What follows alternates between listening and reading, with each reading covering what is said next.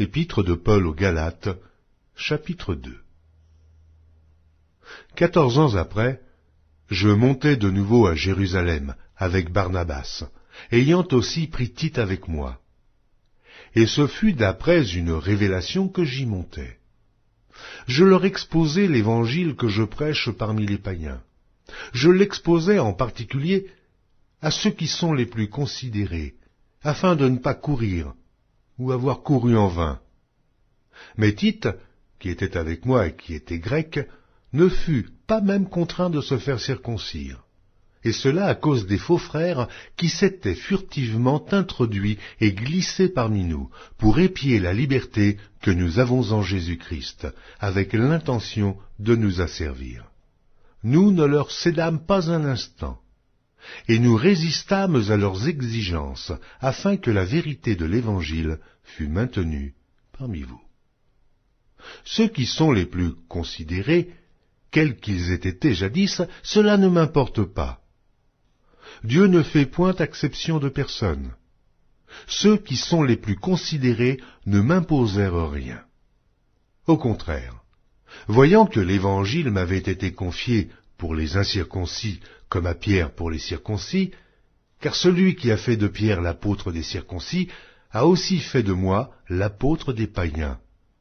Et, ayant reconnu la grâce qui m'avait été accordée, Jacques, Céphas et Jean, qui sont regardés comme des colonnes, me donnèrent à moi et à Barnabas la main d'association, afin que nous allassions, nous, vers les païens, et eux, vers les circoncis. Ils nous recommandèrent seulement de nous souvenir des pauvres, ce que j'ai bien eu soin de faire.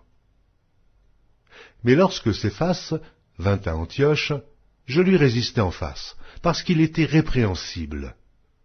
En effet, avant l'arrivée de quelques personnes envoyées par Jacques, il mangeait avec les païens, et, quand elles furent venues, il s'esquiva, et se tint à l'écart par crainte des circoncis. Avec lui, les autres Juifs usèrent aussi de dissimulation, en sorte que Barnabas même fut entraîné par leur hypocrisie. Voyant qu'il ne marchait pas droit selon la vérité de l'Évangile, je dis à Céphas, en présence de tous, « Si toi qui es juif, tu vises à la manière des païens, et non à la manière des Juifs, pourquoi forces-tu les païens à judaïser? Nous sommes juifs de naissance, et non pécheurs d'entre les païens.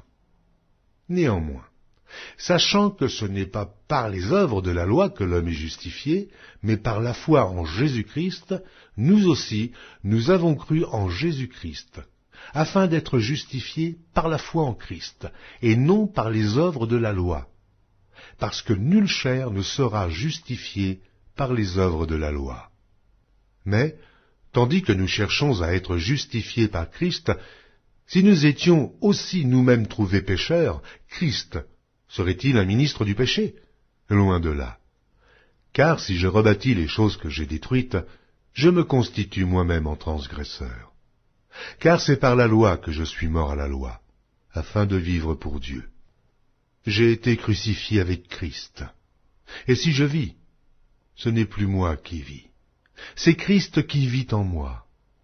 Si je vis maintenant dans la chair, je vis dans la foi au Fils de Dieu, qui m'a aimé et qui s'est livré lui-même pour moi.